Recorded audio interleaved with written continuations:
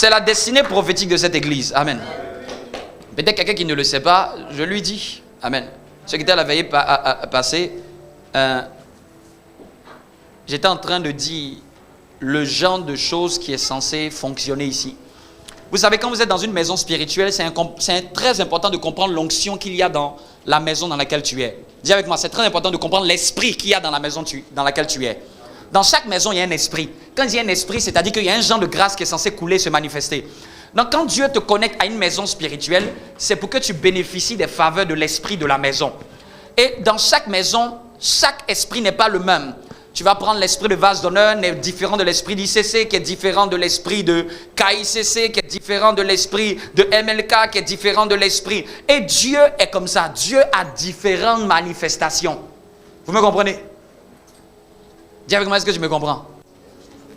Dis-le à ton voisin, est-ce que tu comprends l'esprit qui est ici en ce lieu?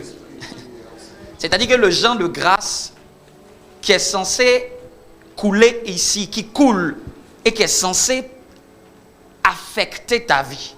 Ne pas comprendre ça, c'est ne pas comprendre même pourquoi Dieu m'a emmené dans cette église. Amen. On n'est pas dans une église pour faire juste bon chic, bon genre. On n'est pas juste dans une église juste pour plaire à un homme. On est dans une église parce que je comprends l'esprit que Dieu a mis en ce lieu. Et c'est cet esprit-là qui t'attire. Parce que cet esprit-là est semblable à ta destinée. Amen. Tu n'as pas été attiré dans cette maison spirituelle par hasard. C'est-à-dire que par rapport à ta destinée, ce que Dieu veut faire, il y a un genre d'esprit qui descend ici. C'est compatible avec ta destinée. Quelqu'un me comprend? Le genre d'esprit qu'il y a ici, c'est le genre d'esprit où ce que l'œil n'a pas vu, c'est ce que Dieu veut faire par toi.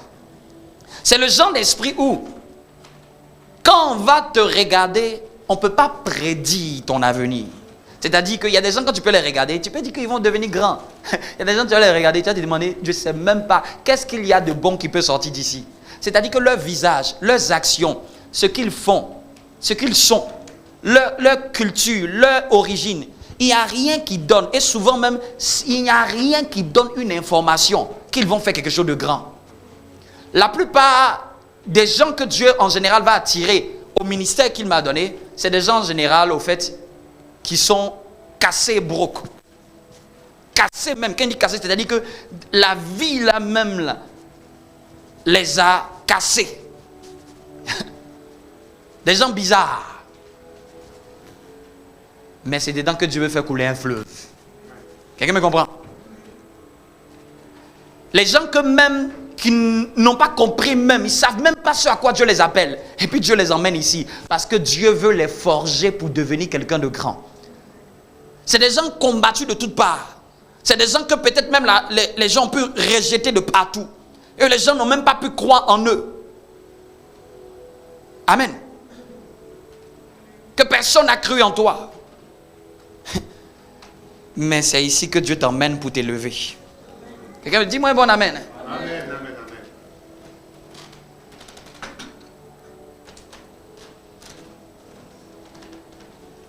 C'est ici que Dieu t'emmène pour te travailler. Ici, on est comme un vrai garage. Vous voyez un garage, souvent tu vas voir les carrosses. Mais c'est fait pour réparer et faire sortir des modèles que l'œil n'a pas vus.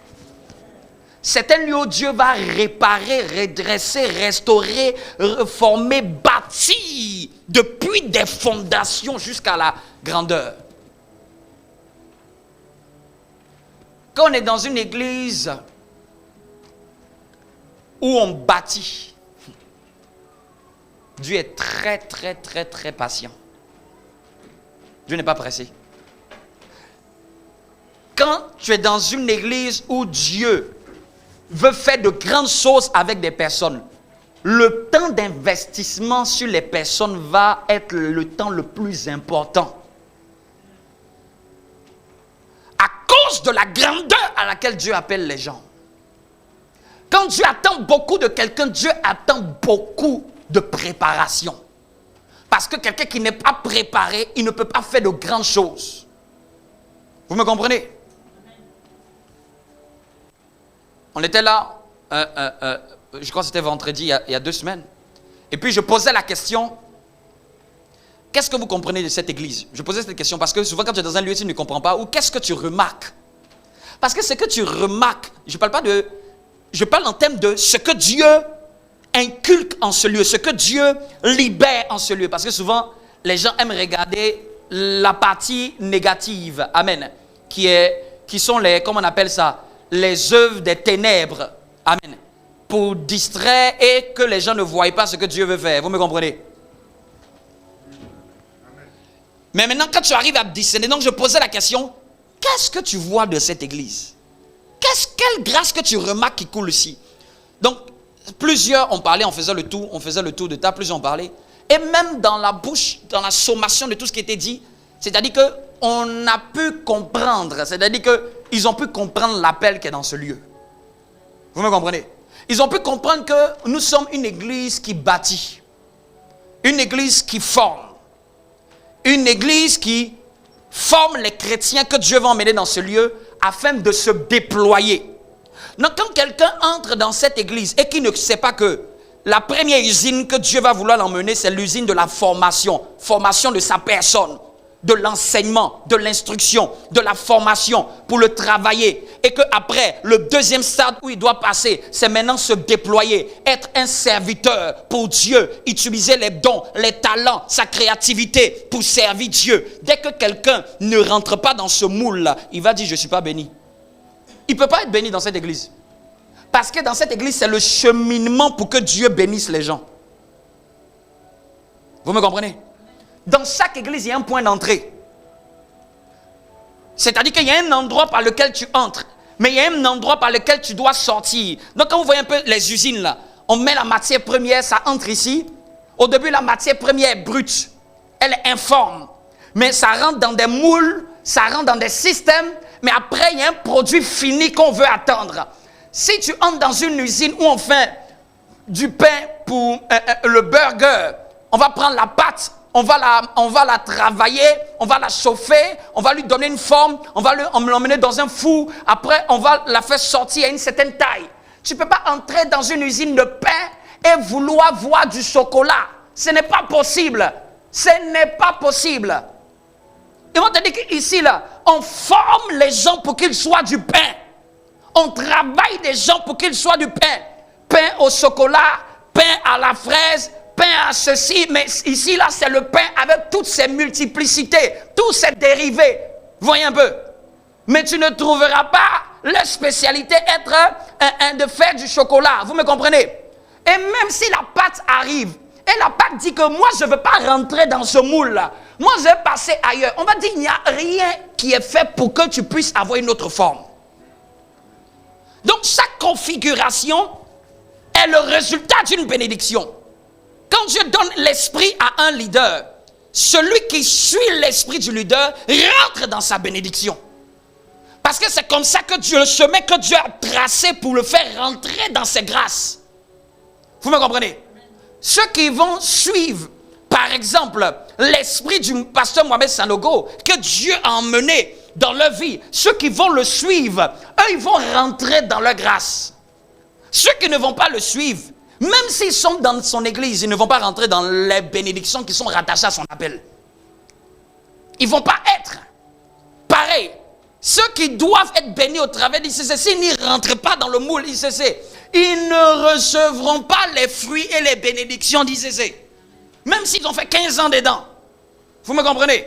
Ici, s'ils n'adhèrent pas aux valeurs d'ICC, ils n'adhèrent pas aux enseignements d'ICC. Parce que c'est ça le moule. C'est tout ce que Dieu donne par le pasteur là, qui est le moule qui est censé transformer la vie des gens. Vous me comprenez? Donc si quelqu'un veut court-circuiter l'esprit du message qu'il reçoit, il ne peut pas avoir un genre de résultat à l'après dans l'église. Il va boutonner. Bien aimé, est-ce que vous savez qu'il y a des gens, ils étaient dedans, ils ont fait le faux jusqu'à 20 ans après on les a attrapés. 20 ans, on a attrapé que c'était un faux. Il a même pris des responsabilités. Il a même pris des galons. Mais tôt ou tard, l'esprit de la maison l'a démasqué. Oui. Tôt ou tard, on a dit, mais c'est pas ce qu'on enseigne que tu fais. Il y a eu des gens même que c'est ceux qui sont en dessous qui sont venus aller voir N+2 pour dire, ce n'est pas ce que tu enseignes qu'il fait. Ce n'est pas ce que tu enseignes qu'il fait. Il fait le contraire de tout ce que vous avez enseigné. Donc, même quand des gens veulent se cacher, veulent faire l'apparence pour dire qu'on est dans le mouvement, on suit, bien aimé, tu peux te cacher pendant des années. Tôt ou tard, Dieu expose ceux qui n'ont pas l'esprit de la maison et qui veulent bénéficier des fruits de la maison. Pour dire, regarde, regarde. Et ce qui trahit souvent, c'est quand tu montes au sommet, c'est que tu vas faire une gaffe énorme. Mais on va dire, mais normalement, quand on est censé arriver ici, là, on a déjà travaillé ça. On a déjà travaillé ça. C'est parce que les gens ont triché avec le processus. Ils n'ont pas voulu la forme. Ils ont triché avec des cours, des enseignements. Ils ont essayé de faire l'apparence. Non, ils ne peuvent pas être bénis par la maison de Dieu. Donc, par exemple, quand quelqu'un arrive à Nation Sainte, il faut lui dire, ici, si tu es juste venu pour être infidèle, dis-lui que tu ne vas pas aimer cette église. Parce que ça va, si c'est juste pour que tu sois cotisé dans les fidèles, juste pour être un dimanchier, juste pour être un églisé, pour dire, ah, je vais au culte. Au fait, tu vas commencer à t'ennuyer ici. Oui, il faut que je vous le dise. Tu vas commencer à t'ennuyer très grave. Parce que ce n'est pas l'esprit de ce qu'on nous on a reçu. Nous, on a reçu qu'il faut être enseigné, formé, il faut être déployé. Il faut être utile. Il faut maintenant faire quelque chose pour Dieu. Il faut maintenant relâcher ton potentiel. Il faut maintenant accomplir un appel. Amen. On t'accompagne pour que maintenant tu déploies tes grâces. Tu serves à quelque chose. C'est pour ça qu'on enseigne beaucoup. Parce que c'est l'enseignement qui forme les gens. Dis à quelqu'un, si tu veux juste être fidèle dans cette église, dis-le à ton voisin, tu vas avoir seulement que la bénédiction d'un fidèle. Mais le ministère tout entier ne pourra pas te bénir. Tu vas même comprendre que, mais je suis dans cette église, je prie, je fais, parce que tu ne respectes pas l'esprit de la maison. Tu veux faire toi court-circuiter. Tu te dis que non, tu veux prendre ce grain là, tu dis non, ça c'est bon pour moi, non, ça c'est pas pour moi. C'est toi-même qui sélectionne ce qui est bon pour toi, vous me comprenez un peu. Mais tout ça, ça fait partie de l'ingrédient de la sauce. Tu ne peux pas prendre seulement le piment et l'oignon et vouloir avoir le même goût qu'à la fin. Vous me comprenez? Non, comme dans cette église, quelqu'un seulement juste veut être juste, pour dire non, je suis juste infidèle, je suis seulement à la recherche de mes déblocages, un machin. Oui, tu vas être débloqué, mais après un moment, tu vas comme ça t'ennuyer. Parce qu'au fait, tu vas te sentir inutile. Parce que les enseignements, là, par rapport à ton attente, ne vont pas aller. Donc, quand tu es dans un endroit, là, il faut savoir ce que tu es censé devenir. Tu sais, parce que si tu n'arrives pas à te projeter dans un lieu, là, c'est difficile que tu restes dans un lieu. Hein. En ce lieu-là, c'est le lieu où Dieu veut faire émerger les étoiles. Nous sommes une église où, quand plusieurs vont passer au centre de formation, des gens vont même demander, mais entrez chez vous là, vous tous, vous êtes, c'est comme si vous sortez d'où? On voit telle et la telle grâce, on voit telle et la telle grâce, on voit telle et la telle grâce, on voit telle. C'est-à-dire que le passé, c'est comme si par son ministère, il engendrait une armée. C'est ça l'église de ce ministère. Il engendrait une armée. Et engendrer une armée là, c'est pas une chose facile. Hein? Engendrer une armée demande à les préparer. Vous me comprenez? Engendrer une armée demande à les préparer. Si vous me demandez ce que Dieu attend plus de moi, c'est pas plus où Dieu va demander, non. Dieu aime quand son peuple est nombreux, hein, c'est-à-dire que plus des gens se convertissent, gloire, c'est bien. Mais je vous dis, dans l'esprit de cette église, Dieu va demander par exemple, pourquoi Sévac n'est pas au niveau où il doit être? Et comme il n'est pas au niveau où il doit être, si Dieu doit envoyer d'autres personnes que lui, sa destinée doit porter, il empêche d'autres personnes d'arriver. Vous me comprenez? Parce que si même Dieu m'en donne, je vous pose la question, tout de suite, si Dieu nous emmène 1000 personnes, qui s'occupe des 1000 personnes? Tu pries aujourd'hui, Seigneur, donne-nous, nous remplis notre assemblée. Dieu nous donne 1000 personnes tout de suite là aujourd'hui. Dis à ton voisin, les 1000 là, tu penses que c'est moi qui allais gérer? Il y a peut-être 10 qui vont être avec toi, 10 où tu vas devoir avoir un œil sur eux. Et ça, c'est pour ça que Dieu ne donne pas 1000. Parce que pour que Dieu donne 1000, il faut que les gens comme le pasteur Vivien, là, ils se sont multipliés. Vous me comprenez? Les gens avec l'esprit du pasteur, là, le pasteur a pu se multiplier. Tant qu'il n'y a pas multiplication, Dieu dit on reprend encore le processus. On attend jusqu'à ce qu'il y ait multiplication. Ça peut prendre aussi longtemps que ça doit prendre. Ça ne dépend même pas de Dieu. Ça dépend des gens que Dieu te donne. Vous me comprenez? Donc Dieu même veut. Mais c'est à quel degré les gens sont prêts à se multiplier, à passer dans le même moule. Vous me comprenez? À passer dans le même prix à payer. Donc Dieu aime, c'est pour ça que Dieu exige la formation et l'instruction. Quand on forme, on taille. Quand on forme, on recadre. Quand on forme, on redresse. Quand on forme, on corrige. Quand on forme, on déforme. Quand on forme, on façonne. Quand on forme, ça prend du temps. Vous me comprenez? Parce que nous sommes une église de bâtisseurs. Vous me comprenez? Pour que même tu puisses bâtir 10 autres personnes comme toi. Un évangile où seulement tu ne peux pas le propager. C'est que j'ai reçu. Si tu n'es pas capable de le recevoir pour le communiquer à d'autres personnes, ça prend longtemps de saisir l'esprit d'un leader. Tiens ton voisin, est-ce que tu connais l'esprit du leader? C'est-à-dire que ça prend très longtemps. Ça prend du temps. Ce n'est pas quelque chose qui est... Tu peux être dans l'église et ne même pas saisir l'esprit de la maison, l'esprit du leader. C'est-à-dire que tu ne comprends pas comment son esprit fonctionne. Tu ne comprends pas son esprit, ses attentes. Vous me comprenez? Amen. C'est pareil. Si au niveau où Dieu veut que ma femme arrive, elle n'y arrive pas, le genre de femme que Dieu doit lui permettre de pouvoir impacter n'y arrivera pas. Et c'est ça mon appel. Former les gens. Former les gens qu'ils soient déployés. Dis à ton voisin, tu connais l'esprit de la maison maintenant. Dis à ton voisin, est-ce que tu veux être formé et être déployé? C'est-à-dire que Dieu ne veut pas qu'ici, là, il n'y a qu'une seule étoile brillante. Il veut qu'il y ait des étoiles brillantes. Vous me comprenez? Il veut qu'il y ait des étoiles. Il y a des gens qui émergent, des femmes d'affaires, des hommes d'affaires, des hommes spirituels, des femmes spirituelles, des prophètes, des prophétesses, des évangélistes, des gagneurs d'âmes, des gens qui impactent la société. Vous me comprenez?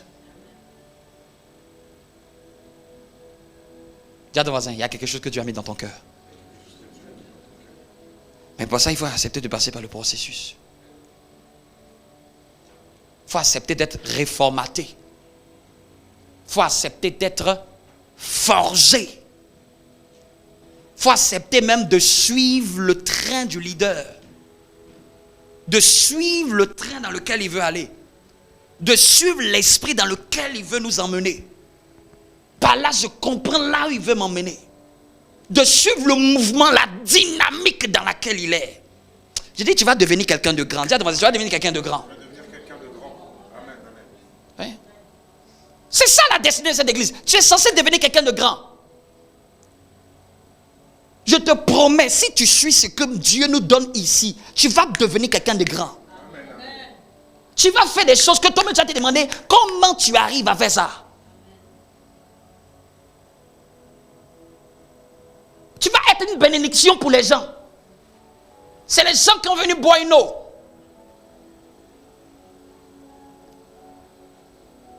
Vous me comprenez?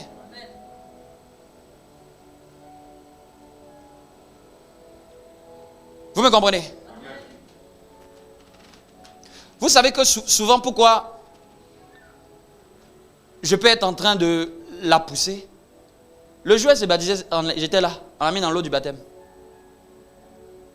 C'est parce que je vois qu'elle a suivi beaucoup plus ce que j'ai enseigné. Et j'ai dit qu'elle aussi elle rentre dans son couloir. Vous me comprenez un peu? Et ça me fait plaisir que quelqu'un rentre dans son couloir. Ce n'est pas une question de favoritisme. C'est une question que la personne suit bien ce que je dis. Et donc, comme la personne suit bien ce que je dis là, ce qui est censé dans sa destinée là bouge. Et puis quand tu es prêt là, c'est là qu'on peut te confier certaines choses. Quand tu n'es pas prêt, on ne peut pas te confier certaines choses. Vous donnez un couteau à un enfant pour couper du gâteau. a certaines choses. C'est-à-dire qu'en 2012, c'est ça? 2012, on était dans l'eau du baptême. Il n'y a pas quelqu'un qui... C'est pas une question. Il dit que quand tu veux aller dans ta destinée là, il faut savoir. Il n'y a pas quelqu'un qui m'a plus demandé, enseigne-moi. Est-ce que j'ai déjà fait un enseignement où je dis que je vais t'enseigner le prophétique? Non. Ce n'est pas prophétie, je lui ai enseigné. C'est la parole de Dieu enseignée. Son prophétique s'est développé. Je ne sais pas si vous me comprenez.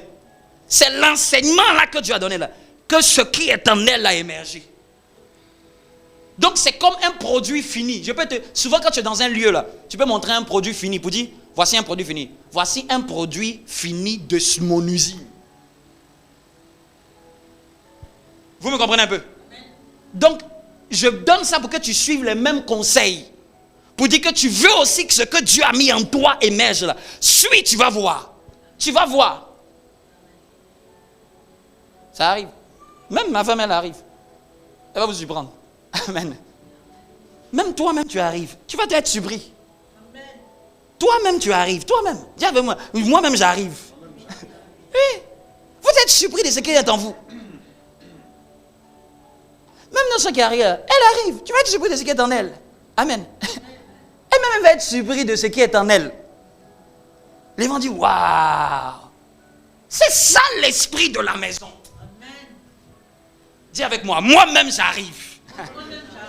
Dis à ton voisin, ça ne te donne pas envie. Il y a quelque chose qui doit sortir de toi. Amen. Je donne ça pour te stimuler, pour réveiller ton esprit. Toutes les personnes qui sont ici dans cette église sont importantes. Amen. Ma plus grande joie, c'est que vous arrivez à la statue que Christ a réservée pour vous. Que vous croyez en ce que Dieu a mis en vous. Que vous croyez aux enseignements que nous donnons. Que vous croyez en ce que Dieu a mis. Que vous suivez. Vous allez voir Dieu. Vous allez rentrer dans un mécanisme de Dieu. Vous-même, vous allez vous surprendre. Si moi, tu me disais, moi, j'allais prêcher, j'allais te dire que tu es un menteur. Tu mens avec le plus grand mensonge. Quelqu'un qui n'aime pas trop parler. Quelqu'un qui n'aime pas la foule. Quand les gens rentraient à la maison quand j'étais petit, là, moi je fuis, il va me cacher. C'est à quelqu'un comme ça que tu vas dire qu'il va prêcher l'évangile. Vous me comprenez? C'est à quelqu'un comme ça.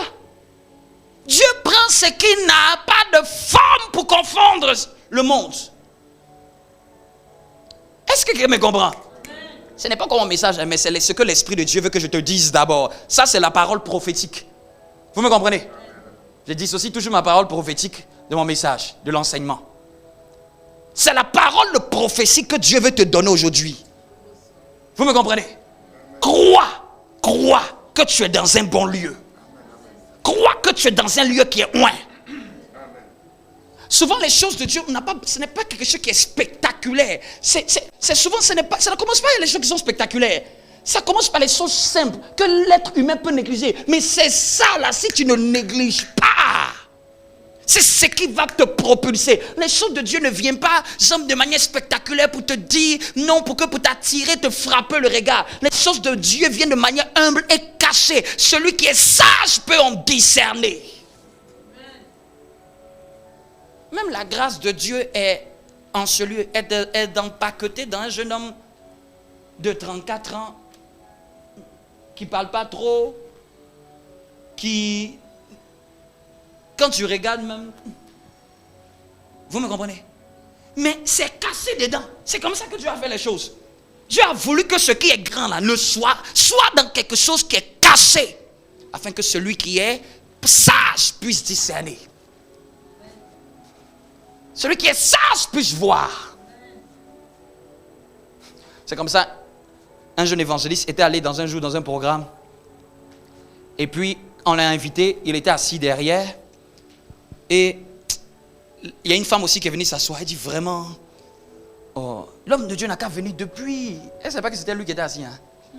Vraiment, les gens sont en train de bavader. Elle dit vraiment. Et quand on a dit on va honorer l'homme de Dieu, parce qu'il était d'un pays étranger, donc il est venu, pendant le culte avait commencé, il était resté derrière, avant que le protocole l'emmène devant.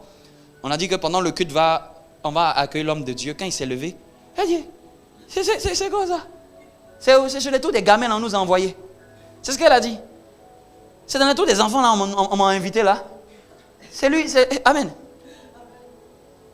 Elle était surprise de la grâce qui était dans ce jeune homme. Dis à ton voisin, les choses de Dieu, ça commence comme ça. Ça a l'air méprisable, mais il ne faut pas mépriser. Ça a l'air comme si c'est méprisable.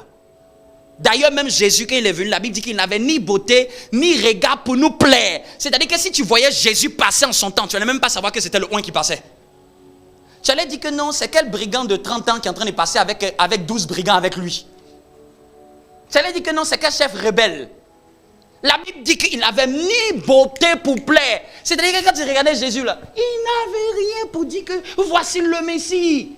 D'ailleurs, même quand on a emmené Philippe, Philippe a dit, qu'est-ce qui de bon même peut sortir de Nazareth? C'est même pas au visage de Jésus même qu'il a bisséné. C'est quand Jésus a prophétisé. Il a dit que ça là, c'est le Messie. Même la femme samaritaine, elle est en train de discuter lui au puits. C'est-à-dire que par le visage de Jésus là, tu ne savais même pas que c'était Jésus. Elle discute, comment toi tu es juif, tu me demandes de l'eau. D'ailleurs même les juifs, même on n'a rien à voir ensemble. Donc elle parlait avec Jésus, elle ne savait pas que c'était le Messie. Il fallait que lui dise, envoie ton mari. Et quand il dit qu'elle n'a pas de mari, quand il est rentré dans un domaine de sa vie, donc tu es prophète. Vous me comprenez? Je dis que la grâce que Dieu a mis en toi se manifeste. Je dis que si tu es dans ce lieu-là, tu vas émerger. Si tu es dans ce lieu-là, tu vas te distinguer. Si tu es dans ce lieu, tu as les deux pieds dans ce lieu-là, tu vas monter comme un palmier. Tu vas monter comme un palmier, tu vas être au sommet. Tu vas être à la tête, tu vas confondre ta génération. Tu vas confondre ta génération. C'est la prophétie qui est sur ta vie dans cette église. Tu vas monter comme un palmier. Tu vas confondre ta génération. Tu vas confondre, tu vas étonner. Tu vas surprendre ta génération.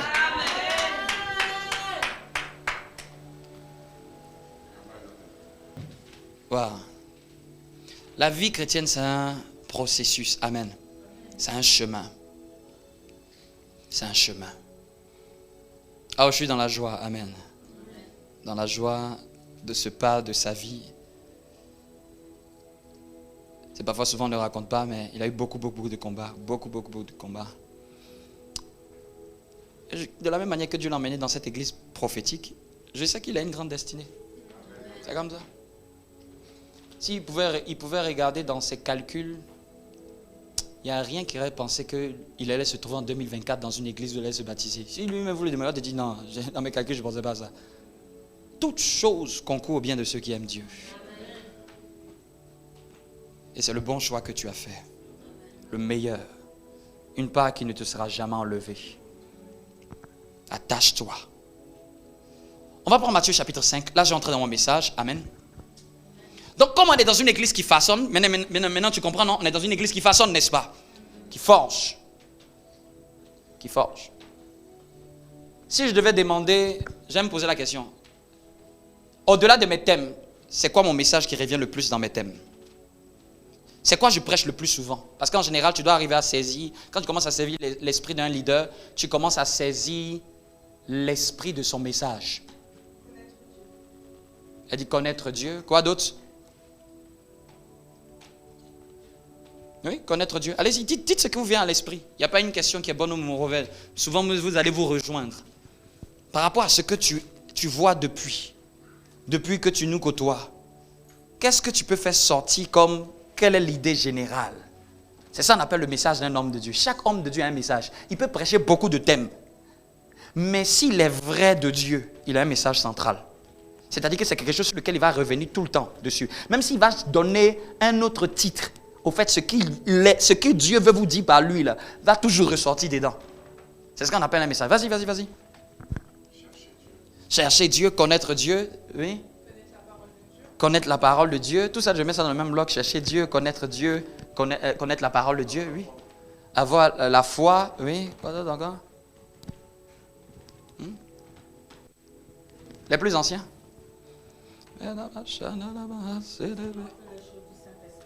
Expérimenter les choses du Saint-Esprit. Hein? Quoi d'autre? Les plus anciens. L'intimité avec Dieu. Quoi d'autre encore? Qui d'autre? Qui d'autre? Faire ressortir tout ce que Dieu a en nous. Au fait, tout ce que vous êtes en train de toucher là, c'est ça, ça arrive au but que finalement tu fais ressortir tout ce que Dieu... Ça va dans le même sens. Parce que si tu es intime avec Dieu, tu vas faire ressortir ce que Dieu a mis en toi. Si tu connais Dieu, si tu cherches Dieu, si tu as la foi, si tu as la quête de Dieu, au fait, ça t'emmène finalement à faire ressortir ce que Dieu a mis en toi. En général, je prêche beaucoup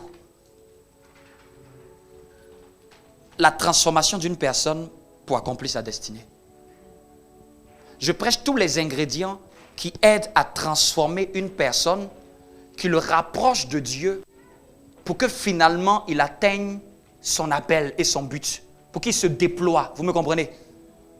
Donc, souvent j'ai prêché beaucoup de messages, mais c'est pour emmener une transformation, un changement de mentalité. Parce que je ne peux pas accomplir ce que dont je n'ai pas eu été transformé dans ma mentalité, dans ma pensée. Donc j'ai prêché beaucoup la transformation, j'ai prêché beaucoup se rapprocher de Dieu, le désir de chercher Dieu, parce que c'est ce que même ma vie et mon appel. Parce que si je ne me rapproche pas de Dieu, je ne peux pas accomplir ce que Dieu a mis en moi. Parce que je suis même rentré dans mon appel parce que je me suis rapproché de Dieu. Amen. Même ma vie, mon parcours est fait de ça. Un moment où je priais quand j'étais chrétien, 2002 jusqu'à 2006. Après, comment on appelle ça, loin de ma famille spirituelle, dans un pays où on ne parle, il n'y a pas d'église ni rien, je rétrograde dans ma foi et 4 ans plus tard, je rencontre encore le Seigneur au travers d'un message. Et cette fois-ci, je décide dans ma chambre de vraiment me donner à Dieu. Au fait, c'est là qu'on voit que, et c'est à partir de là que ce que Dieu a mis en moi a explosé. Donc je pouvais errer ça et là, croyant que je n'ai pas de chemin, mais Dieu a un chemin pour toi. Et quand j'ai décidé là, j'ai osé avec Dieu, j'ai foncé, je n'ai plus eu peur. Je n'ai pas eu peur d'aller devant. Quand Dieu te dit d'aller devant, dis à ton voisin, va devant. C'est quand tu te lèves toi-même pour aller devant. Quand Dieu te dit prêche, il faut prêcher. C'est ça qui va te bénir. Quand Dieu te dit enseigne, enseigne. Quand Dieu te dit prie, quand Dieu te dit prie pour cette personne, quand Dieu te dit conduis ce groupe de prière, quand Dieu te dit intercède, quand Dieu te dit tout ça, il est en train de t'emmener à aller devant. Quand Dieu te dit consacre-toi, quand Dieu te dit jeûne, quand Dieu te dit mets-toi à chanter, mets-toi à louer, tout ça, il est en train de te pousser de l'avant. Mais si tu dis que non, ce n'est pas pour moi, non, je ne peux pas, non, je suis encore trop timide, non, j'ai encore trop peur, non, les choses de Dieu là, ce n'est pas pour moi, tu ne vas pas accomplir ta destinée. Vous me comprenez? Donc toute personne même qui est de cette église, il ne peut pas être de cette église et il veut réussir sans aimer servir Dieu, sans aimer se donner à Dieu. Parce que c'est ça même mon appel. Se donner à Dieu, se dévouer à Dieu. Être un serviteur de Dieu dans toutes ses formes, vous me comprenez? C'est pour ça qu'en général, il y a beaucoup de gens souvent qu'on les appelle parmi les 5 dons du ministère, qui seront nombreux dans les églises comme la nôtre. Il y en aura beaucoup. Parce que fait, c'est en même temps un lieu où Dieu va former beaucoup d'hommes et de femmes de Dieu. Vous me comprenez un peu? Il y a des églises par exemple où le pasteur est pasteur, mais même quand ils forment des pasteurs, les pasteurs sont moyens. Vous voyez un peu? C'est-à-dire que quand il dit moyen, c'est-à-dire qu'à part le pasteur, même s'il y en a 15, tu ne les connais pas les 15. Vous me comprenez un peu? C'est-à-dire que c'est ce que j'appelle les pasteurs formés de manière ecclésiastique. Il y a des gens qui ont les vrais appels. Il y a des églises où quand tu entends le pasteur, tu entends le numéro 2, tu entends le numéro 3, tu entends le numéro 4, tu dis c'est pas possible. Et tous ils sont dangereux. C'est les gens d'église comme la nôtre. Vous me comprenez un peu? Maintenant, pour être transformé, voici un message que Dieu a mis dans mon cœur. Et je l'intitule « Domine tes émotions ». Amen. Ou bien, une autre formulation que Dieu a mis aussi dans mon cœur, « En finit avec les émotions négatives ». Dis avec moi, « En finit avec les émotions négatives ». J'aime bien cette deuxième formulation, « En finit avec les émotions négatives ». Là, c'est précis, c'est concis. Dis avec moi, « En finit avec les émotions négatives ». Vous savez, l'un des éléments qui détruit la destinée d'une personne, ce sont les émotions négatives que la personne va suivre, qui vont monter dans son cœur et à laquelle elle va s'adonner. Si vous voulez réussir votre vie avec Dieu, dis avec moi, ton plus grand ennemi, ce sont les émotions négatives. Dis à quelqu'un, ton plus grand ennemi, ce sont les émotions négatives. Dis avec moi, en finir avec les émotions négatives. On va lire un texte. J'avais dit Matthieu, mais on va lire un texte. On va voir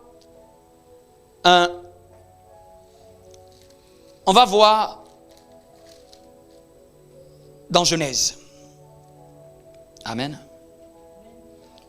Dieu donne la création, il finit de créer. Et quand il finit de créer, le premier jour, il crée la lumière. Le deuxième jour, il crée le firmament qui est le ciel, qui sépare les eaux d'en haut avec les eaux d'en bas. La sagesse de Dieu d'en haut et la sagesse de Dieu d'en bas. Le troisième jour, il parle aux eaux et il dit aux poissons d'être créés, que les eaux créent le poisson. Et ainsi de suite. Après, il parle à la terre, que la terre produise les herbes. Vous me comprenez? Après, il crée les luminaires. Il crée les luminaires. Et ainsi de suite. Et après, il crée, le bétail et crée l'homme. Vous me comprenez? Et quand il finit de créer l'homme, il lui donne un interdit. Tu mangeras de tout, mais tu ne mangeras pas la connaissance du bien et du mal. Dis avec moi, il y a même des interdits dans ma destinée. Une vie sans interdit, c'est une vie sans foi ni loi. Mais les interdits, c'est les interdits que tu peux transgresser. Ce n'est pas les interdits que tu ne peux pas transgresser. Un interdit de Dieu, tu peux le transgresser. C'est-à-dire que c'est à tes risques et périls. Dieu t'interdit, mais ça veut dire que Dieu te contraint à ne pas que tu le fasses. Vous me comprenez? Parce que Dieu nous laisse quand même souverains. Nous sommes souverains. C'est-à-dire que Dieu te donne la souveraineté de décider ce que tu veux faire. Dis avec moi, en finir avec les émotions négatives. Donc quand il finit de créer, la Bible dit qu'à un moment, le serpent vient et commence à parler à la femme. Amen. Il commence à lui parler et on le voit dans Genèse chapitre 3. Je dis que quelqu'un finisse avec les émotions négatives. Et on va lire à partir du verset 6. Vous pourrez lire l'histoire pour vous imprégner. Quand il finit de baratiner la femme, de lui dire que, verset 5, verset 6 de Genèse chapitre 3, il lui dit, mais Dieu sait que le jour où vous mangerez, vos yeux s'ouvriront et vous serez comme des dieux, connaissant le bien et le mal. La femme vit que l'arbre était bon à manger et agréable à la vue. La femme vit que l'arbre était bon à manger. C'est-à-dire que depuis que l'Éternel a planté l'arbre dans le jardin, c'est ce jour-là qu'elle sait que l'arbre est bon à manger. Donc elle était séduite. Mais elle était séduite par quoi? Par un désir et un plaisir. Bon à manger et agréable à la... Agréable à quoi? Donc je vous pose la question. Quand quelqu'un dit que c'est bon à manger, est-ce un sentiment? Quand quelqu'un dit oui, c'est bon à manger, c'est un sentiment? Je vous pose la question, c'est un sentiment? C'est pas un sentiment. C'est pas un sentiment, c'est bon à manger, c'est un plaisir. Oui, donc une envie c'est quoi? C'est un sentiment. Une envie, c'est un sentiment. Quand on met tout ça dans le package des émotions. Amen. Elle a envié le fruit. Cette fois-ci, cette envie, elle était sur une envie d'un interdit de Dieu. Et comme elle n'a pas su dominer cette envie-là, c'est cette envie-là qui a créé la chute. D'ailleurs, dans les œuvres de la chair, on trouve l'envie. Amen. Mais quand on parle de l'envie là, c'est l'envie des choses qui ne sont pas bonnes.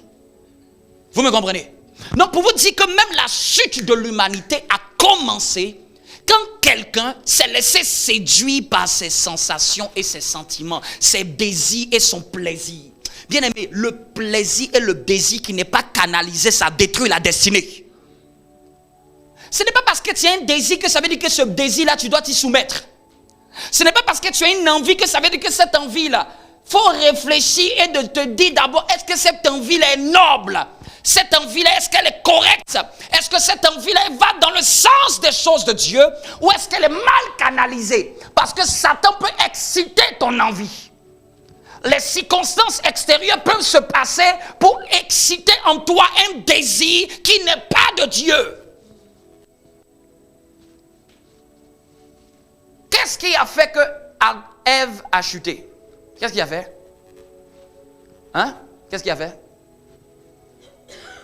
En conclusion, qu'est-ce qu'il a fait? Qu'est-ce qui a causé sa chute? De se laisser séduire par ses émotions. Est-ce que c'est le diable qui lui a demandé de prendre? Le diable n'en a juste séduit, charmé. Donc le diable ne peut pas décider à ta place. Si le diable était fort, il aurait décidé, il aurait pris, il aurait mis dans sa bouche. Donc ça montre que le diable même a une limite par rapport à nous. Le diable peut essayer de nous tenter, mais il ne peut pas décider de ce qu'on va faire.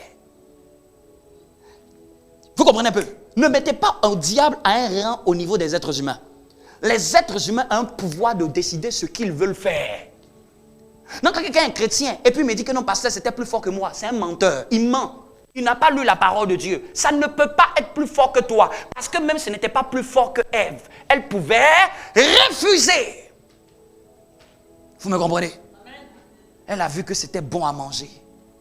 Agréable à vue. Elle a commencé à se laisser séduire. Elle s'est juste laissée séduire par ses sensations. Bien aimé, méfie-toi des émotions qui ne sont pas conduites par le Saint-Esprit.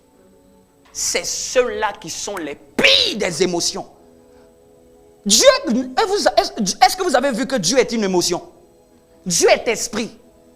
Et Dieu a des émotions, mais Dieu n'est pas défini par des émotions. Dieu a des émotions. La joie est une émotion de Dieu.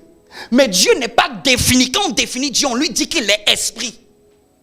Et quand Dieu veut que nous marchons, il dit ne marchez pas par la chair, marchez par... Dieu n'a jamais voulu que quelqu'un marche par les émotions. Ne fais jamais confiance à tes émotions bizarres. Ce n'est pas parce que tu sens que ça veut dire que c'est Dieu qui est derrière ça. Le serpent peut être derrière ça. Avant le péché de Ève, est-ce que Ève avait péché avant? Donc Ève, sans péché, le serpent est venu quand même.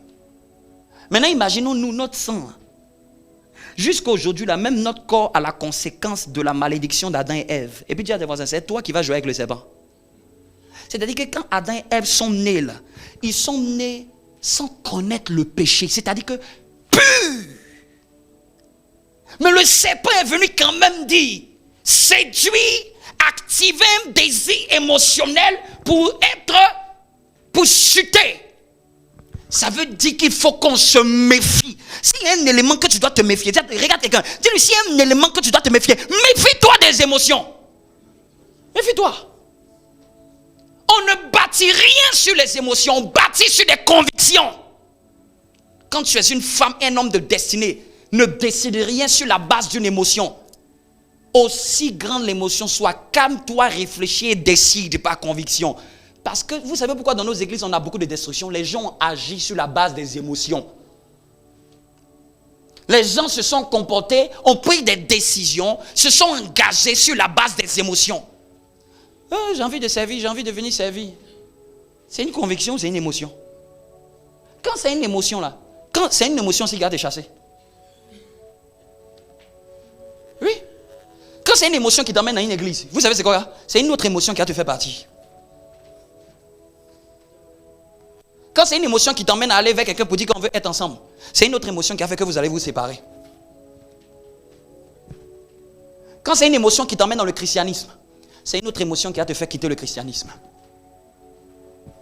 Et quand c'est une conviction, peu importe les émotions, je fonce. J'avance sur ce que Dieu a mis dans mon cœur. C'est ça une personne qui va dans sa destinée. Peu importe les vents et les tempêtes, si c'est ma conviction, c'est dedans que je continue. Vous me comprenez? Arrête de marcher par tes émotions, marche par des convictions. Arrête de marcher par tes sensations. Mais je n'ai pas des émotions qui ne sont pas conduites par le Saint-Esprit. Vous me comprenez un peu? Parce que quand c'est conduit par le Saint-Esprit, là, c'est toujours la paix et la joie. Si ça n'apporte pas la paix et la joie, c'est que ce n'est pas le Saint-Esprit. Si ça n'apporte pas le résultat de la paix et la joie, c'est que ce n'est pas le Saint-Esprit qui est derrière cette émotion. Parce que même quand dans les fruits de l'esprit, quand il essaie d'aller dans les émotions, il y en a au moins deux dans lesquels il rentre. la joie et la paix. Dis à ton voisin, si ce n'est pas la joie et la paix, le Saint-Esprit n'est pas dans le reste là. Même la tristesse, le Saint-Esprit n'est pas dans cette chose. L'angoisse, le Saint-Esprit dit, ça c'est pas mon émotion ça. Vous me comprenez un peu? Même dans le fruit de l'esprit, les émotions que même il a pu citer à l'intérieur, il a dit au moins la joie et la paix. Je vous permets ça. C'est ça au moins que je peux vous offrir comme fruit émotionnel. Tiens, voisin, si ce n'est pas la paix et la joie, c'est que Dieu n'est pas dedans. Quand tu pries, tu n'as pas la paix, tu n'as pas la joie. Dieu est en train de te dire, je ne suis pas dans cette affaire. Quand c'est le Saint-Esprit, tu vas avoir la paix. Ou tu vas avoir la joie. Quand il veut te communiquer au moins une émotion. Et quand c'est la paix, la joie, ça ne vient pas de quelqu'un qui t'a dit. Hein? Le Saint-Esprit n'a pas besoin d'un événement extérieur pour stimuler ta paix. Le Saint-Esprit te parle de l'intérieur. Donc quand c'est la paix et la joie du Saint-Esprit, comment tu vas la savoir? La paix et la joie du Saint-Esprit n'est pas stimulée par un événement extérieur. C'est pas parce que j'ai entendu qu'on m'a dit. C'est pas parce que j'ai vu. C'est parce que j'étais en train de méditer. J'étais en train de prier. Puis soudainement, c'est monté dans mon cœur. Ça ne dépendait pas de ce que j'ai vu. La joie du monde là, c'est une joie parce que tu as vu que tu viens d'avoir le permis. Ça c'est la joie humaine, elle est éphémère. Tu viens d'avoir le bac, tu viens de te marier. Ça c'est la joie éphémère. Je parle de la joie du Saint-Esprit. La joie du Saint-Esprit ne vient pas parce que tu as entendu une nouvelle. Si c'est provoqué par quelque chose d'extérieur, tu sais que ça c'est la joie humaine. Ce n'est pas la joie de l'esprit. La joie de l'esprit, elle quitte de l'intérieur. Elle ne quitte pas de l'extérieur vers toi. Elle quitte de l'intérieur vers l'extérieur. Vous me comprenez un peu? Vous me comprenez un peu? Qu'est-ce qui a fait que Adam a chuté? Qu'est-ce qui a fait que Adam a mangé le fruit? Quand Ève a fini de manger, qu'est-ce qui a fait que Adam a mangé le fruit? À cause du lien émotionnel qu'il a attiré à sa femme. J'ai en train de vous dire, c'est les émotions qui ont détruit les gens dans la Bible. Oh, je t'aime ma femme. Donc, c'est parce qu'elle te plaît, tu l'aimes, que même quand ce qu'elle prend comme décision ne va pas dans le sens des choses de Dieu, mais comme tu te laisses à remplir par tes émotions, du coup, tu vas faire la même erreur qu'elle. Genre, à cause de l'émotion, il ne peut pas dire non. Marie qui sait que ce n'est pas Dieu de Dieu. Vous savez pourquoi on dit que souvent l'amour rend aveugle? Je vous pose la question, c'est à cause de quoi? C'est à cause de quoi? Parce que quand quelqu'un est dans ses émotions, il perd la tête. Il n'a plus de jugeote. Les émotions, méfiez-vous, hein. Tu risques de prendre des mauvaises décisions, tu risques de ne plus avoir de jugeote. Même si tu es excité, calme-toi avant de prendre une décision. Je vais vous donner encore un exemple dans la Bible. Le roi au temps de Jean-Baptiste, il aimait tellement Jean-Baptiste, non? La Bible dit qu'il l'appréciait. Sa fille a dansé, la femme de son frère. Il a pris la femme de son frère. Jean-Baptiste a prêché contre la femme de son frère. Il ne savait pas que Jézabel attendait au tournant. La fille de la femme, elle a dansé. Le roi était tellement heureux. Dans la joie à cause d'un événement. Ça, ce n'est pas la joie du Saint-Esprit. Hein. Ça, c'est la joie de la folie à cause de ce qui s'est passé là. Il dit, demande-moi ce que tu veux, même la moitié de mon royaume. S'il savait, Satan a utilisé cette émotion pour dire à sa mère, ne demande pas l'argent, demande la tête d'un prophète sur un plateau. La joie de quelqu'un qui n'a pas été contrôlé a détruit le ministère de quelqu'un. Et c'était quoi? La femme, elle avait aussi une émotion. Elle avait gardé rancune. Joie, il demande à celui qui est rancunier, demande-moi ce que tu veux. Celui qui est rancunier demande, détruis le ministère, emmène sa tête ici, emmène son église sur un plateau de cartes. Deux émotions combinées ont détruit un appel puissant.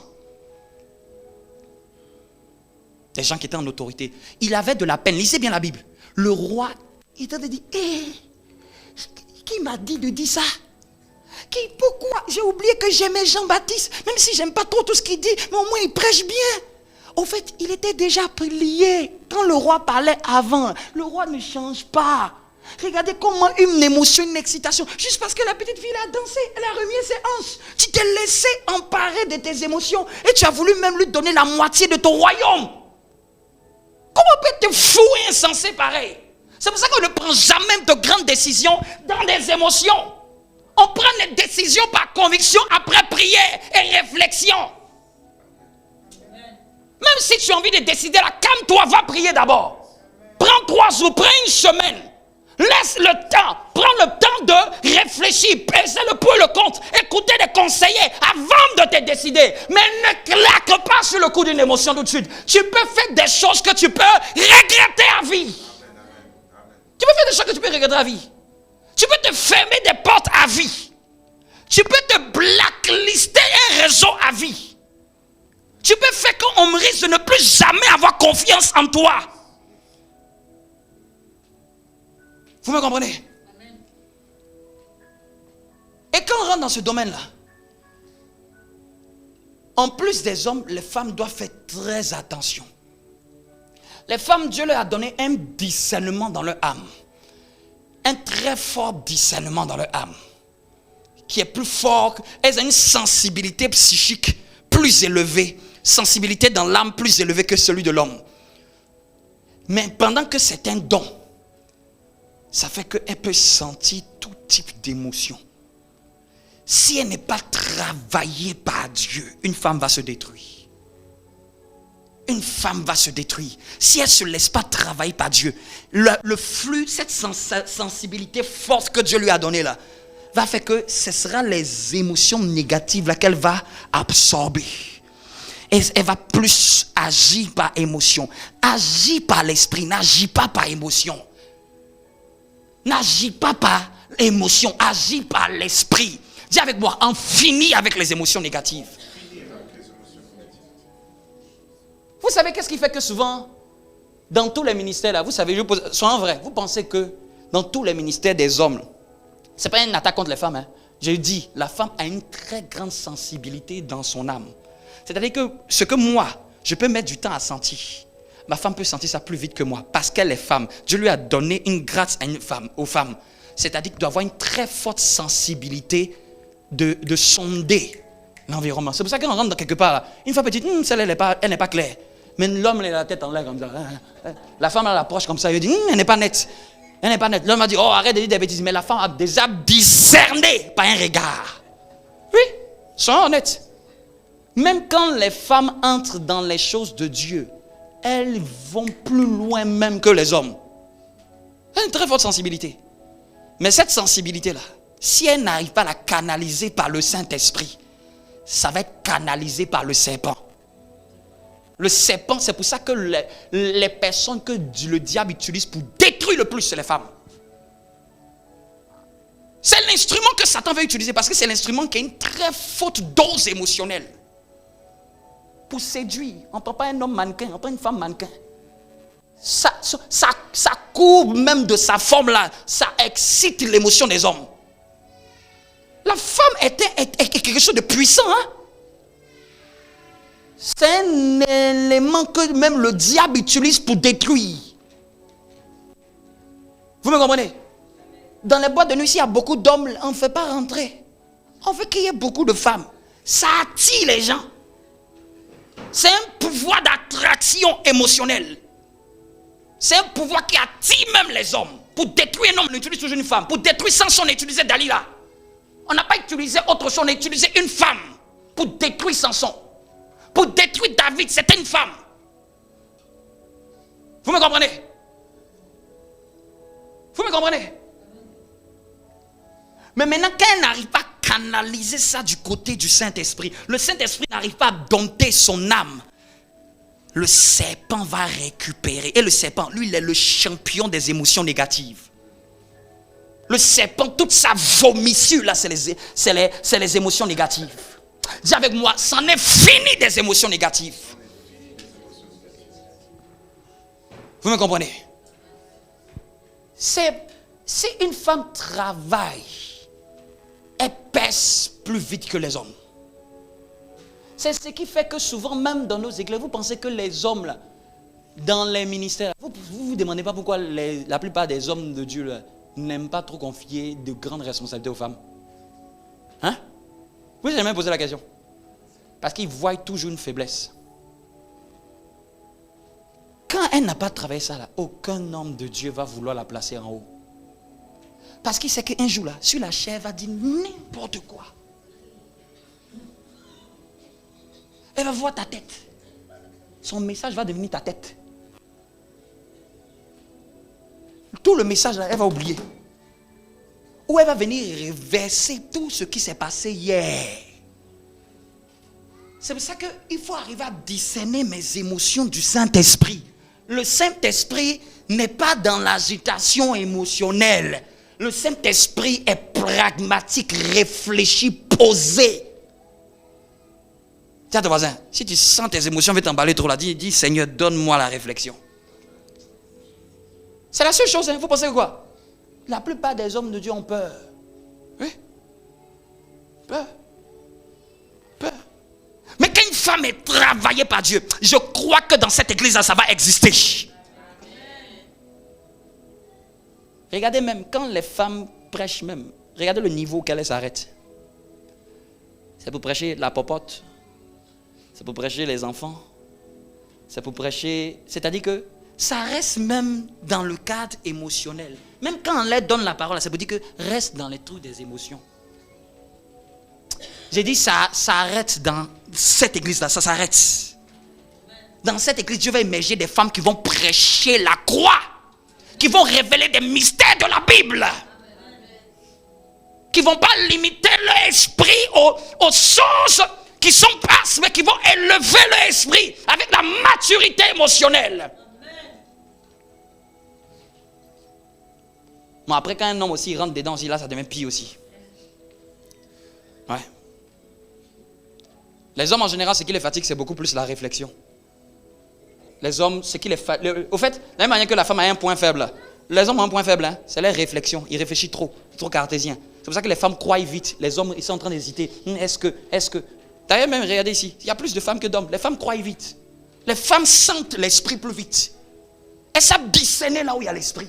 L'homme est en train de réfléchir. Je crois que, je réfléchis que, est-ce que, nonobstant, est-ce que, selon ce qu'il est dit, selon ce qu'il est écrit, selon ce que Dieu dit, selon la doctrine, selon l'ecclésiologie, l'homme est en train de réfléchir, les femmes vont le défoncer. Mais un homme qui laisse aussi son intelligence, sa logique être assouplie par Dieu, il devient quelqu'un de grand. On ne pense pas que j'ai parlé seulement du côté faible de la femme, mais même les hommes ont un côté faible. Vous me comprenez? Dieu dit fonce. Seigneur, on n'a pas assez de revenus. D'ailleurs, même quand vous lisez dans la Bible, c'est la femme qui a vu la résurrection qu'on a dit aux hommes, ils n'ont pas cru. Oui, allez-y, c'est les femmes qui sont venues dire Jésus est ressuscité. Pierre a couru, il a regardé en bas. Non, tu mens. Il a dit non, vous mentez. C'est pas possible. Vous me comprenez? Amen. Donc j'étais en train de prendre déjà dans Éden, vous disant que c'est une émotion qui a poussé Ève à prendre le fruit. C'est une émotion qui a poussé aussi Adam à accepter. On prend encore Genèse chapitre 4. L'histoire de Caïn et d'Abel. La première histoire de frères, de deux frères dans la même église. Vous allez voir qu'est-ce qui a détruit les deux frères. Parce que les deux ont disparu. Ne pensez pas que Abel a vécu. Abel aussi est mort.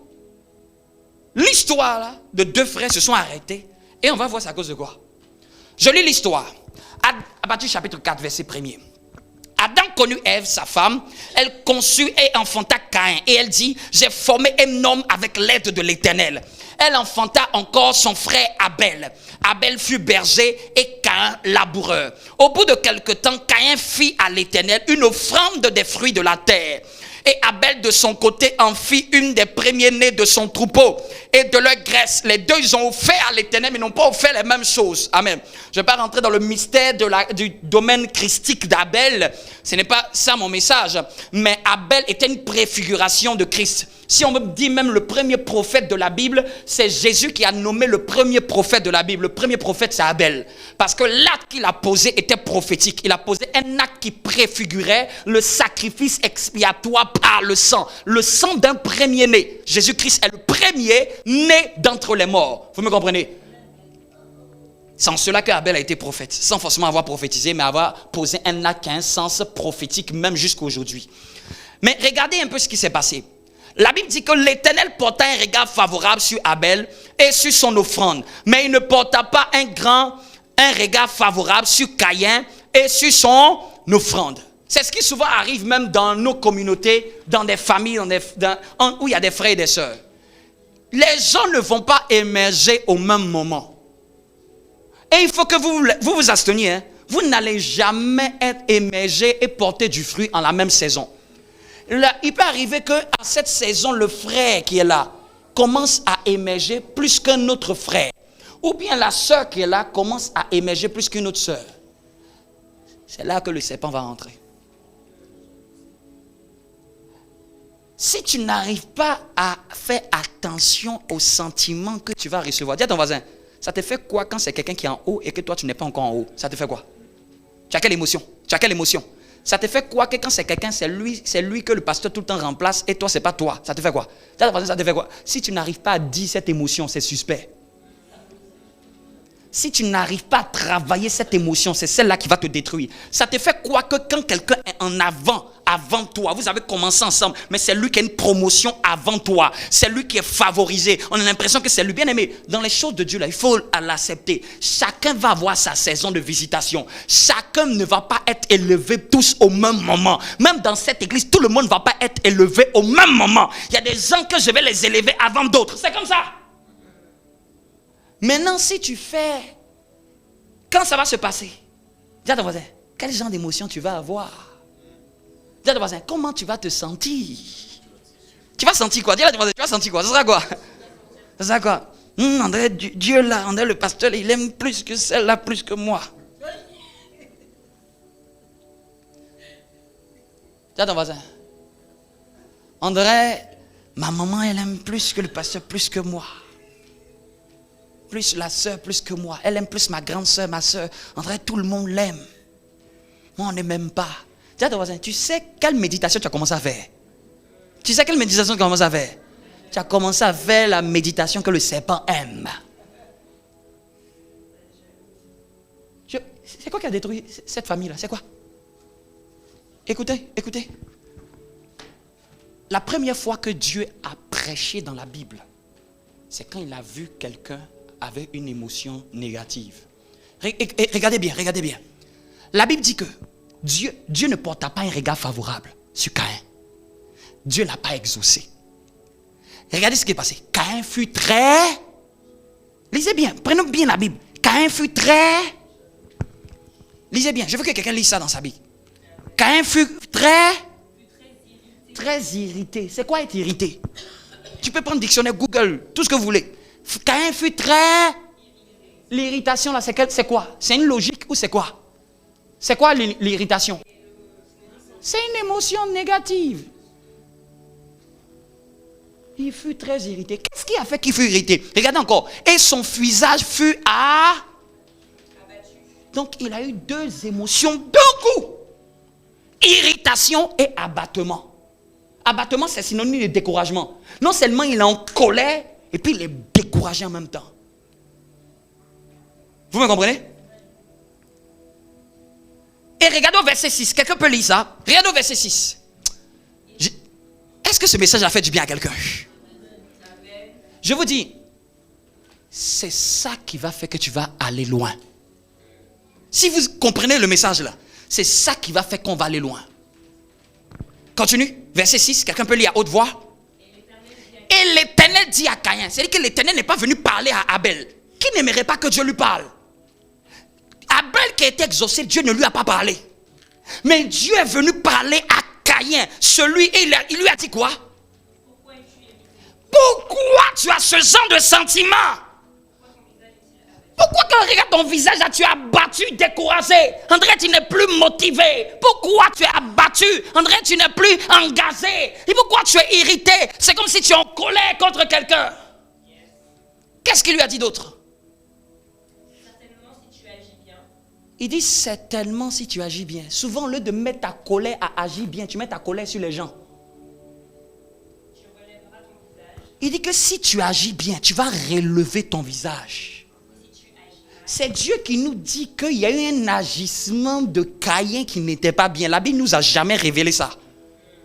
Et Dieu a montré pourquoi il a exaucé Abel. Et il dit que certainement, si tu agis bien. Donc je vous pose la question. S'il est venu demander pourquoi es-tu irrité, c'est parce que Dieu connaissait son cœur. Et Dieu savait que il n'a pas une bonne manière d'agir dans ses émotions. Et Dieu a fait exprès de favoriser Abel pour que ce qui était caché en lui la ressorte. Vous me comprenez un peu? C'est dit que si tu agis bien, donc ça veut dire que l'agissement qu'il avait était un agissement qui n'était pas bon. L'irritation qu'il avait là, l'abattement qu'il avait là, ce n'était pas de Dieu. C'était ça, sa tombe qu'il a commencé à creuser. Et qu'est-ce que Dieu dit? Si tu agis bien, tu relèveras ton visage. Si tu agis mal, le péché se couche à la porte. le péché se couche à la porte. Souvent là, on peut sentir tous des émotions négatives, mais c'est l'action qui va venir après. Quelqu'un peut faire quelque chose, ça peut t'énerver. Hein? Mais après un moment là, tu glaces ton énervement. Et puis tu discutes calmement. Vous me comprenez? Mais si avec cet énervement-là, tu agis mal. Vous me comprenez? Les émotions négatives, là, on va tous les ressentir. Mais tout va dépendre de comment tu vas les gérer. Comment tu vas les gérer? Est-ce que tu vas agir mal avec ces émotions-là? Ou est-ce que tu vas agir bien?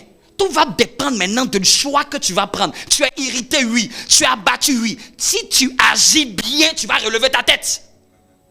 Non, le problème, ce n'est pas d'être irrité. Le problème, c'est quand je suis irrité, comment je vais me comporter après? Est-ce que je vais me débarrasser de ça pour reprendre un bon sentiment? Ou est-ce que je vais me laisser emporter par ça pour que je détruise ma destinée et je détruise mon frère? C'est le Seigneur qui nous dit, si tu agis bien, tu relèveras ta tête. Si tu agis mal, et il nous révèle un mystère. Qu'est-ce qui se passe? Il dit quoi est couché devant toi? Si vous lisez même souvent dans d'autres versions, il y a une version où on dit que le péché est tapis devant ta porte comme un monstre. C'est un démon qui commence à t'approcher. Ses désirs se portent vers toi. Donc les sentiments que tu sens là ne sont pas des sentiments du Saint-Esprit. C'est le sentiment du démon qui s'est approché de toi. Il pue tellement l'irritation et l'abattement qu'il s'est rapproché de toi. Et il te contamine avec ses émotions. Il vient parler dans ta tête. Il vient te charmer. Il vient chanter dans ton cœur. Regarde ce frère. Regarde cette soeur. Regarde comment tu l'as favorisé. Regarde comment le pasteur l'aime plus que toi. Et puis toi aussi, si tu es naïf, tu rentres dans ces jeux-là. C'est à ce moment qu'il faut avoir la parole de Dieu comme un frère qui va stopper des choses. C'est à ce moment-là qu'il faut dire non, je ne soupçonnerai pas le mal. Non, je ne veux pas penser le contraire. Je dois penser ce qui est noble. Je dois penser ce qui est vertueux. Je dois penser ce qui est glorieux. Ce que je pense, quelqu'un peut mettre le doigt dessus. Je ne dois pas penser quelque chose que je vais cacher. Un monstre est tapis devant les gens. Qui a dit que quand on a des émotions négatives, là, on n'est pas en train de pécher? Tu es à côté du péché. Il dit, mais toi, fais quoi? Ces désirs se portent vers toi, mais toi, tu as la capacité de dominer. Nous avons tous la capacité de dominer sur les émotions négatives. Mais c'est une question de choix. Il dit, toi, Caïn, toi, domine sur lui. Non, le problème, ce n'est pas même les émotions. C'est lui qui a la base des émotions. Il dit que, reprends encore cette phrase. Le péché se couche à ta porte. Le péché, normalement, ce n'est pas un être. C'est une chose. Amen. C'est un acte. Le péché se couche à ta... Vous avez déjà vu un péché qui se couche? C'est parce qu'on n'est pas en train de parler du péché. On ne parle d'un démon ici. D'un esprit. Esprit là même là, c'est trop bas. D'un démon. C'est un démon qui peut se coucher. Le péché ne se couche pas. Et il se couche à ta porte. La porte de tes émotions. Il est en train de fredonner un chant. Et il est en train de jouer un mixage dans ta tête. Si tu n'es pas sérieux avec Dieu, tu vas tomber dans le panneau. Et qu'est-ce qu'il fait après? Et ses désirs se portent vers Donc l'être là, c'est vraiment un être. C'est vraiment un démon. Parce que la Bible dit que ses désirs se portent vers toi. Il a un désir de te détruire. Il a un désir de t'influencer. Ses désirs vont se porter vers toi. Mais toi, domine sur lui là, c'est dit pour une personne. C'est pas dit pour une chose. C'est pas dit pour un acte. Donc c'est pour ça que j'ai dit que c'est dans la français courant qu'on dit un monstre. Ici là, les théologiens ont camouflé ça. Pour ne pas que vous ayez peur. C'est un démon qui t'envoie ses désirs. Comme le serpent a envoyé ses désirs. Ça a toujours été un serpent qui emmène les désirs. Il envoie ses émotions. Mais toi, domine sur... Donc dis à ton voisin, tu as la capacité de dominer. Est-ce qu'il a dit, il va t'enchaîner, il va te posséder? Il dit, toi, domine sur lui. Même quand il a été irrité, Dieu dit, si tu agis bien, tu vas relever ta tête. Même si ça t'a énervé, ça t'a piqué à un moment, tu peux relever ta tête. Tu peux te reprendre, tu peux te ressaisir, tu peux te revoir, tu peux agir bien, tu peux te remodeler, tu peux revenir sur la bonne voie. D'ailleurs, même quand tu es en train de faire sortir de route là, il faut que dans ton cœur, il y ait un peu comme dans la nouvelle voiture là. Quand tu es en train de sortir de la ligne là, le guidon là se revient à l'endroit. Même quand tu es en train de vouloir faire sortir de route, il faut qu'il y ait des choses qui t'alertent pour te dire, tu es en train de faire sortir de route. Ce n'est pas comme ça qu'un enfant de Dieu se comporte. Mais si ça ne t'alerte pas dans ton cœur, Dieu est en train de dire, tu as la capacité, Caïn, tu peux t'en sortir. Le problème, ce n'est pas d'avoir eu un mauvais sentiment, mais c'est après le mauvais sentiment, qu'est-ce que tu fais? Est-ce que tu te rebelles contre ce sentiment? Est-ce que tu dis non, ce sentiment n'est pas de Dieu? Ou est-ce que tu acquiesces ce sentiment? Et beaucoup de chrétiens, ils acquiescent. Ils font un avec cet esprit. Et qu'est-ce qui se passe après? De l'irritation, de l'abattement, il est devenu meurtrier. Continue l'histoire, vous allez voir qu'une petite émotion qui paraît négligeable, regardez en quoi ça accomplit. Tu peux dire que tu ne tues pas quelqu'un. Tu peux dire que tu ne tues pas quelqu'un. Tu peux dire non, moi je ne suis pas meurtrier. Mais je vais te dire, c'est une irritation qui a fait de quelqu'un un meurtrier. Une irritation. Une irritation. C'était une question de lui, il a été béni, il n'a pas encore, l'autre n'a pas encore été béni. C'est ça qui a fait de lui un meurtrier. Si tu lui avais prophétisé, toi tu vas tuer quelqu'un, il va te dire jamais de la vie. Mais c'est une colère qui n'est pas maîtrisée qui a poussé au meurtre. Continue l'histoire. Pour que les gens voient que Caïn a tué son frère. Cependant, il est venu quand même pour adresser la parole à son frère. Mais comme ils étaient dans les champs, Caïn a vu que non, il n'y a personne. Et se jeta sur lui et le... Aujourd'hui, tu ne tues pas quelqu'un physiquement, mais tu le tues spirituellement. Parce que tu es en train de parler derrière lui, tu parles derrière lui. Là où personne ne te voit, mais Dieu et les démons voient. Je vous ai dit ça, je disais au matinal. Quand tu veux la bénédiction, tu seras en haut et non en bas. Je disais ça au prières du matin. Quand tu veux une des bénédictions, la 12e bénédiction, tu seras en haut et non en bas. Vous savez comment on fait ça? Ne parle jamais derrière quelqu'un. Tu ne vas jamais être en haut. Jamais. Cette bénédiction ne vient pas dans la vie de ceux qui prient. Ça vient de la vie de ceux qui ne se mettent pas derrière. Aujourd'hui, les gens ne tuent pas Abel physiquement. Mais les gens sont en train de faire sortir des poignards, des paroles, des murmures. Tu es en train de tuer. Tu es en train de faire une œuvre de la sorcellerie. Lisez bien votre Bible. La Bible dit que celui qui a la haine contre son frère est un meurtrier. Lisons ce dernier texte, Matthieu chapitre 5. Dis à ton voisin, on finit avec les émotions négatives. Nous pouvons dominer. Il n'y a pas quelqu'un qui va dire que quand tu ne veux pas, quand tu te laisses aller là, c'est parce que tu penses que c'est un jeu. Je vous pose la question. L'adultère, c'est un péché, non? Hein? Tu vois comment ça est répugnant? Ou la fornication, c'est un péché. Vous voyez pourquoi c'est répugnant? Mais on va lire Matthieu chapitre 5. Oui, Matthieu chapitre 5. C'est répugnant, non? Est-ce que vous savez, quand on cite les œuvres de la chair, dans le même sac où se trouve la mauvaise odeur de l'adultère, la mauvaise odeur de la fornication, c'est dans le même sac Dieu dit les querelles, les colères, les jalousies. Donc, l'odeur que quelqu'un dégage quand il a pratiqué l'adultère, c'est la même odeur que quelqu'un dégage quand il a pratiqué les querelles, les disputes, les colères, les jalousies. Quand Dieu renifle, il dit ça pue autant que l'adultère.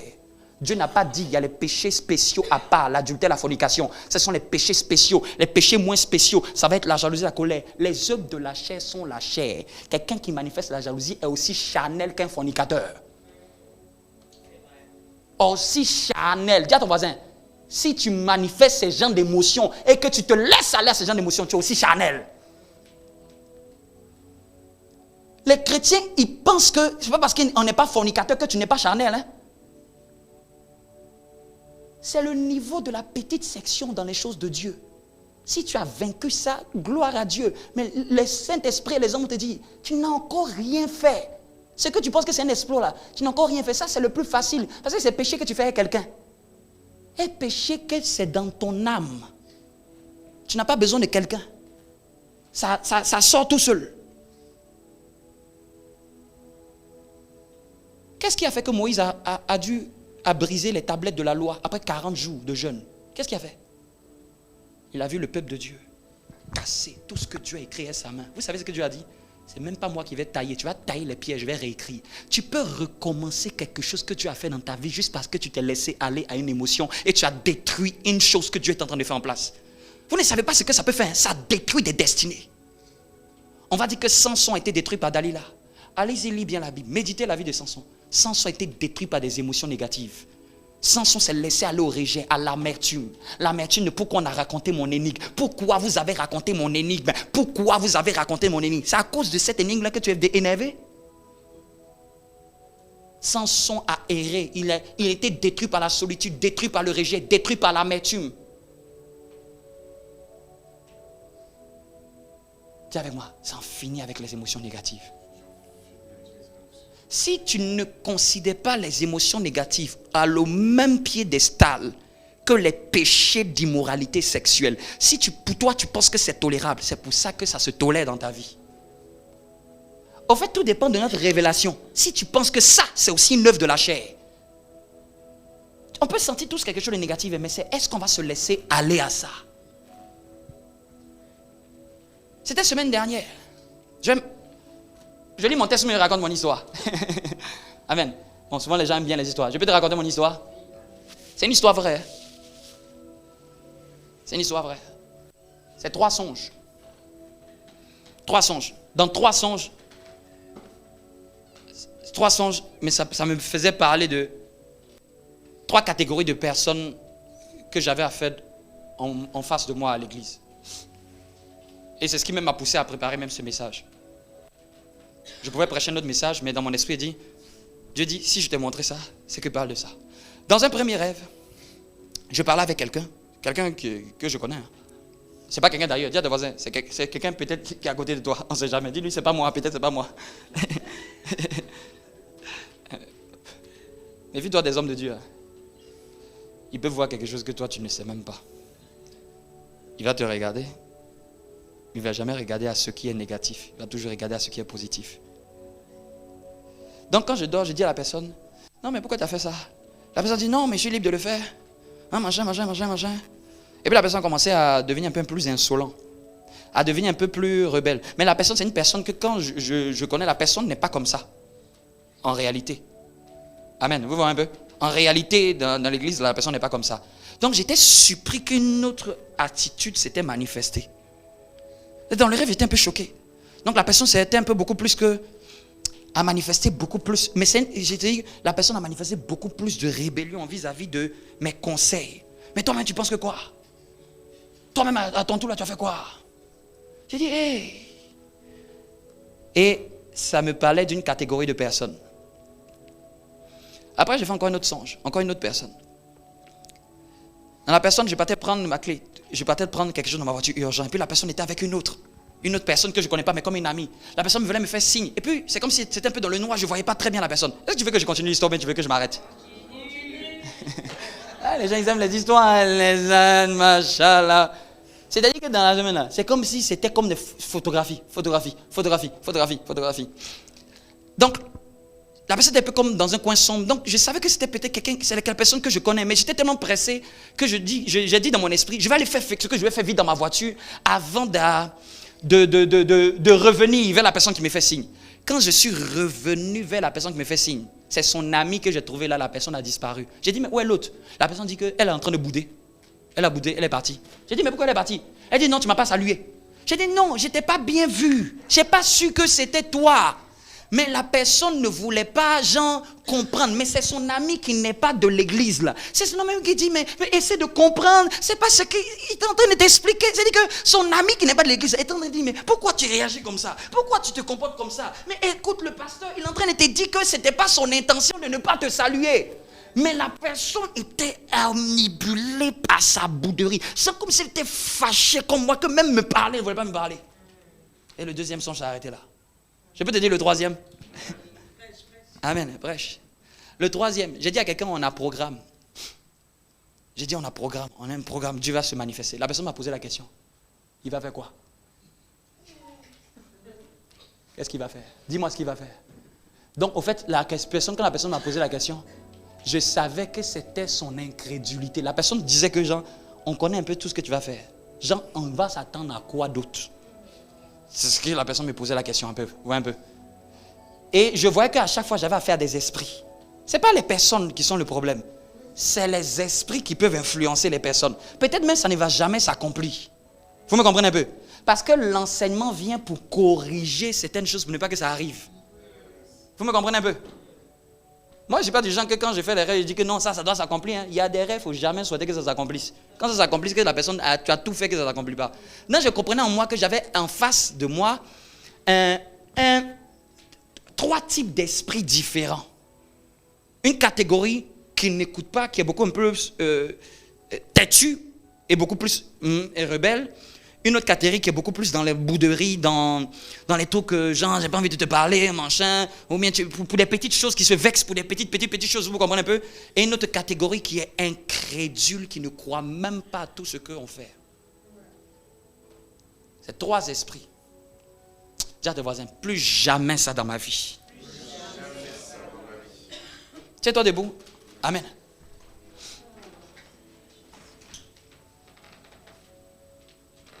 Hein? La semaine, j'étais en train de dire, qu'est-ce qui est en train de se passer? C'est que c'est comme si c'est photographe, c'est que c'est clair dans mon esprit. Dis à ton voisin, méfie-toi de l'onction.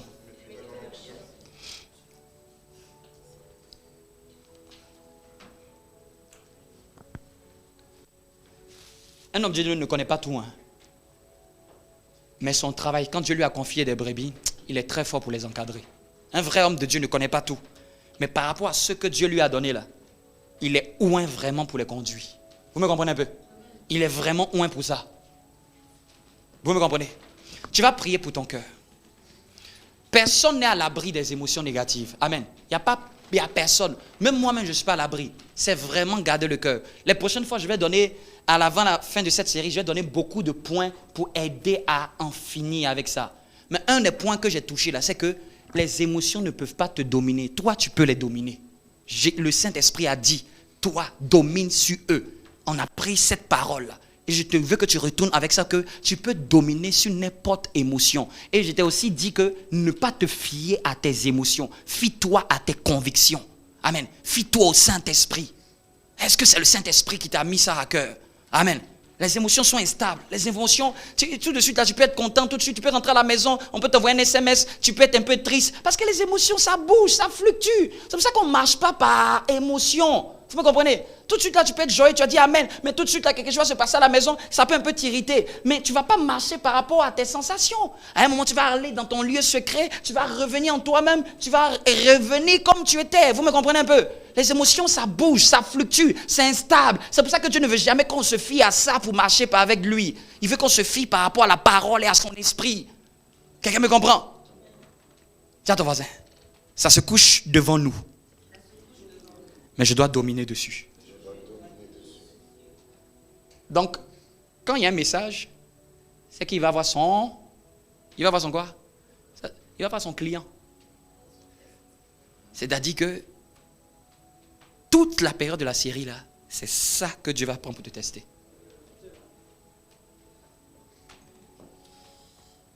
Prie pour ton cœur. Demande à Dieu de te donner la capacité de dominer. Ce n'est pas quelque chose qui est acquis. Hein. Même Moïse en a fait les frais. Même l'homme de Dieu le plus humble a été détruit par un sentiment.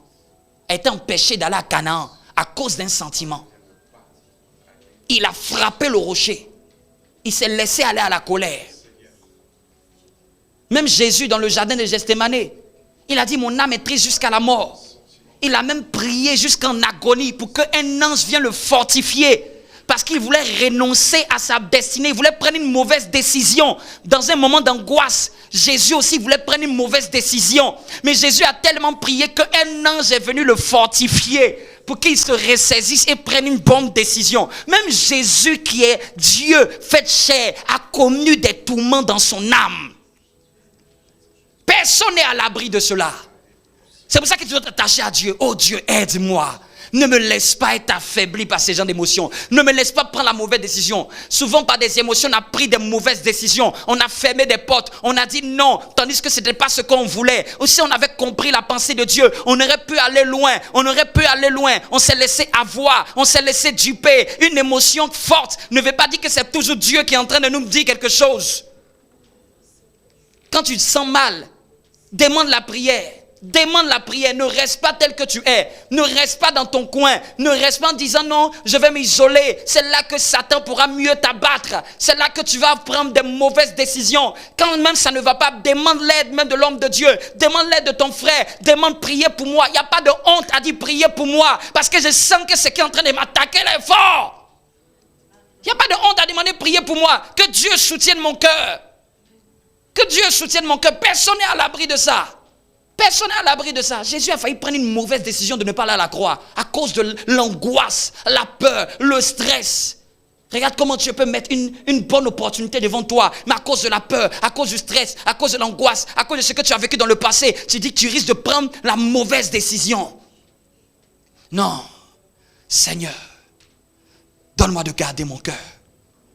Donne-moi la force dans mon âme de ne pas succomber à la colère, de ne pas succomber à la tristesse, de ne pas succomber à l'abattement. Il y en a d'autres, peut-être c'est la colère, mais il y en a d'autres, c'est parce qu'ils se découragent vite. Il y en a d'autres, c'est parce qu'ils s'abattent vite. Il y en a d'autres, c'est parce qu'ils sont amers vite. Il y en a d'autres, c'est parce qu'ils se frustrent vite. Il y en a d'autres, Dieu veut que tu te laisses pas dominer par ça.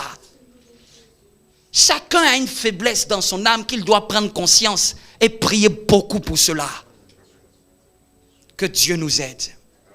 Que Dieu nous aide. Que Dieu nous aide. Amen.